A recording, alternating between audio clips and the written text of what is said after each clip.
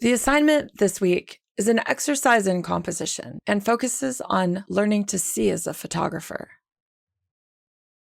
You'll submit 4 photographs of the same subject, yet with 4 distinctly different compositions. Experiment with angles, proximities, and focus points. For this assignment, your subject needs to be 3-dimensional. It can be an indoor or outdoor environment, an object or a person, or even yourself. Have you ever been intrigued by a photograph merely by the arrangement of the design elements rather than the subject? Certainly, one of the most important elements in a successful photograph is composition. Like other art and design mediums, a good photographic composition can be planned, but it always takes practice. One of the first steps in this practice is learning to see as a photographer. Recall from the lecture this week that Lisette Modell, the photographer primarily known for her frank humanism of her street photography, was also a photography teacher. One of her most famous students was Diane Arbus. As a teacher, Lisette Modell allowed Arbus to express herself, encouraging her to photograph prolifically, produce photographs that showed visual poetics between the relationship of photographer and subject. The support Lisette Modell gave to Diane Arbus helped establish her as one of the most important American artists of the 20th century. Gary Winogrand described her as the truth teller.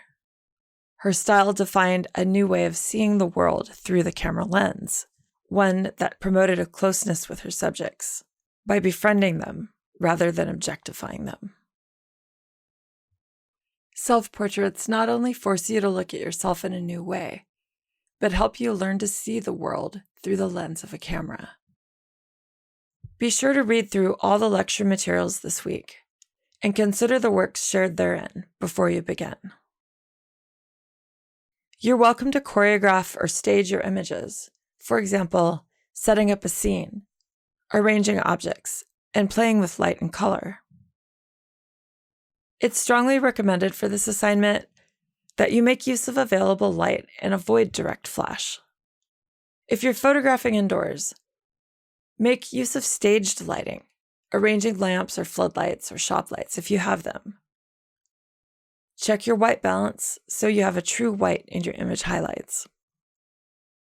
When composing a photograph, consider light quality, distance, and angle of the subject, as well as balance as you take your 4 photographs.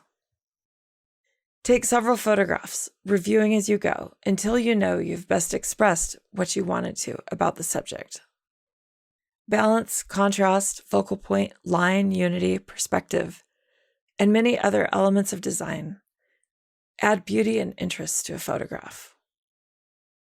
This is your opportunity to arrange these and explore what works. Be sure to use different focal lengths of lenses, such as telephoto and wide angle, as well as changing your angle of approach.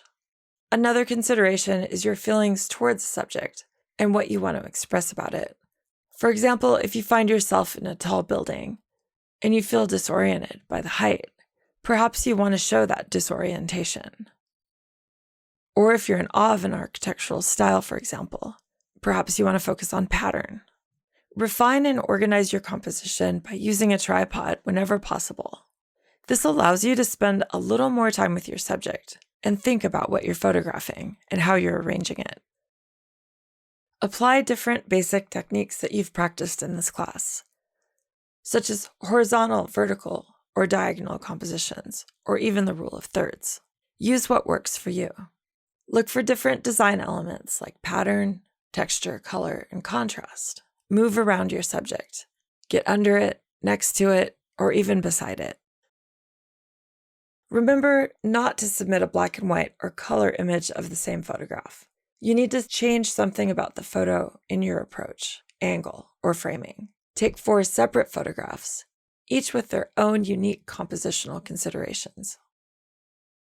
As you put it all together this week, spend time thinking about what's worked for you so far in class as you continue to build on the skills you've learned so far.